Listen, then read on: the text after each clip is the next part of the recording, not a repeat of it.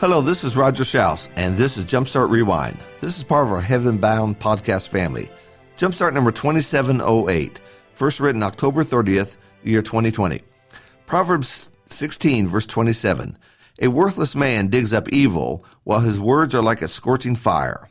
Our mothers taught us that sticks and stones will break our bones, but words will never hurt us. That little saying was to help us get through school. Kids can be cruel, and they can say mean things. Bullies like to pick on others and intimidate. However, we found out later on that bones that are broken can mend much faster than a broken heart. Things that were said about us stick to us, and they can last for a long, long time.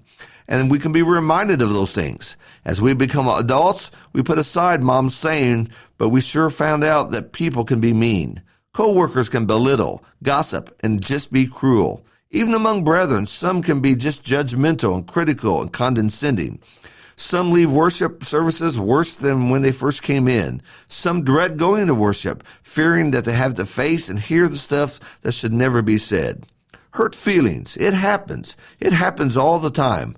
It's enough for some young preachers to quit, and they have. It's enough for some brethren to look for another congregation, and they do. And those that love to be the big bullies at church can create a spirit that often takes decades to overcome. Sometimes it even takes a few trips to the cemetery before we get things that will change. And worse, especially among brethren, is that this is allowed. People put up with it because they fear the bully. It's easy to tell someone, just get some tough skin. Don't let those things bother you, but they do bother us. What are we to do when our feelings have been hurt? First, make sure that you're not the source of this trouble. It starts there. It's easy for one to turn into an argument against someone who's talking about him. One bully creates another bully. Turning your cheek, loving your enemy, not taking into account a wrong suffered are all powerful principles that the New Testament teaches that the disciples were supposed to follow. We know better and we ought to do better. There's no place for bullies anywhere, in school, at work, or at church. But we know that they're there, and they can derail all the good that we are trying to do. They can kill plans and create an atmosphere of negativism. Just make sure that you are not acting this way yourself. Secondly, remember that Jesus never treated you this way. Allowing a bully to drive you away from the Lord is wrong. The bully is wrong, not the Lord. Don't blame Jesus for irresponsible people who claim to be his followers. God is good. He's good to you. He's always been good to you. Thirdly, when something unkind has been said to you, don't respond at the moment. If you do, likely you'll regret what you say.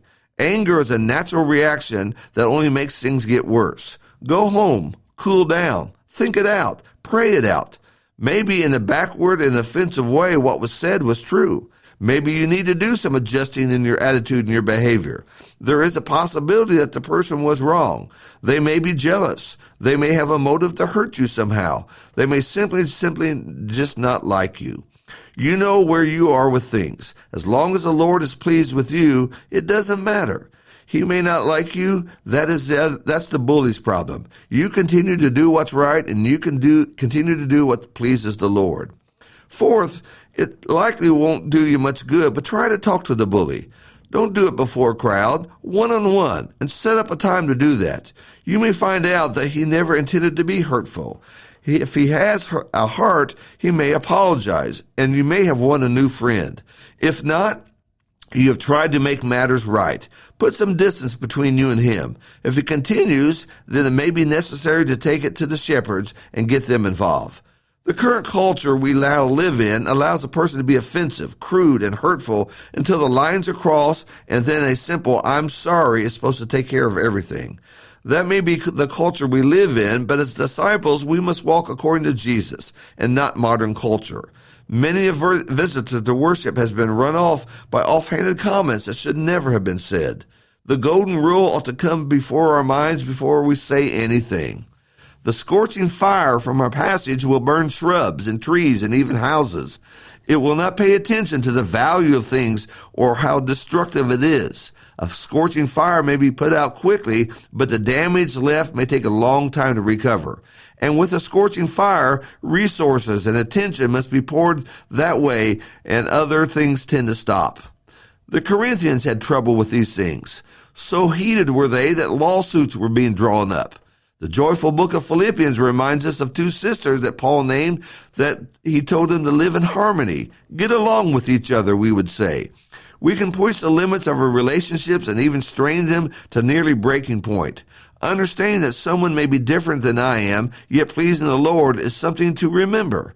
He may use a different translation than I do. He may sit in a different place in the building than I do. He may arrive at a different time than I do. And I can dress him down and give him my mind in order to get him to straighten up. And yet it may be all along that he is pleasing the Lord, and I haven't seen that. Look at the people around Jesus. Former demon-possessed people, lepers, Samaritans, Roman soldiers, Gentiles, women. For the Jewish heart, this looked like the island of misfit toys. Yet, loved by God, these folks were walking with the Lord. Relationships can be hard. We can bump and bruise each other and be a bit touchy with each other. Yet, if we have the mindset of being the people of God, all of us, then we can learn to get along, help one another, and be the mighty kingdom that Jesus wants from us. We can all do this. Thank you so much for listening.